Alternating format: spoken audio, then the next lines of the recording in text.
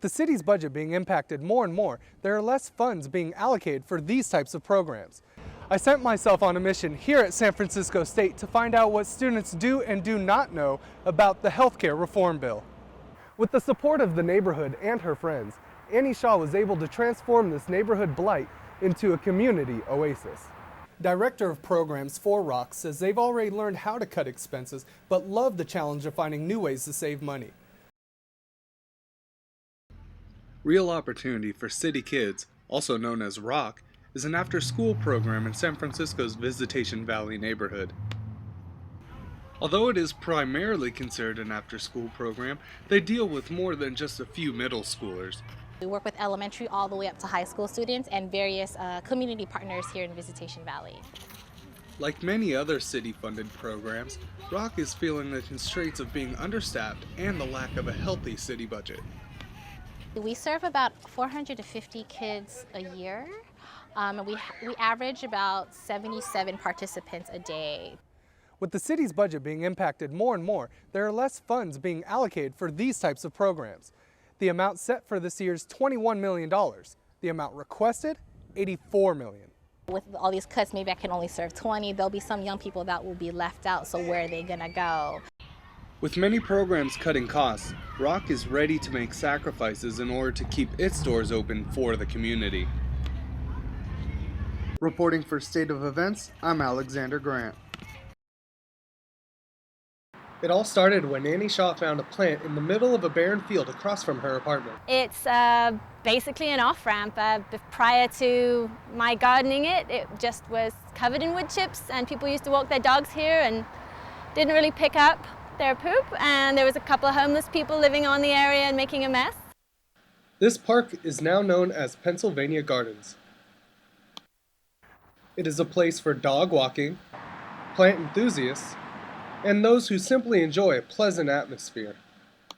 With the support of the neighborhood and her friends, Annie Shaw was able to transform this neighborhood blight into a community oasis. Cacti now line the fence and wall of the adjacent business to thwart spray painters and drug activity.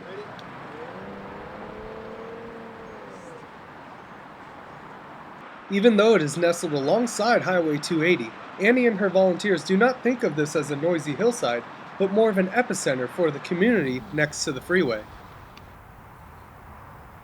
I have a few people in my core group of volunteers who I think will carry on, should something unforeseen happen, they'll probably keep going. Reporting for State of Events, I'm Alexander Grant.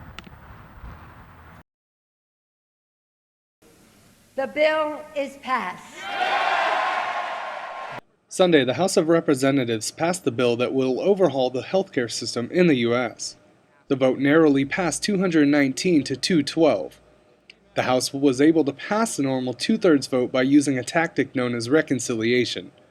The bill promises to be the largest social program change since Medicare was enacted in 1965. The parts that go into effect now this year involve consumer protections. It will be illegal for insurance companies to cut off coverage from people just because they got sick or some reason like that.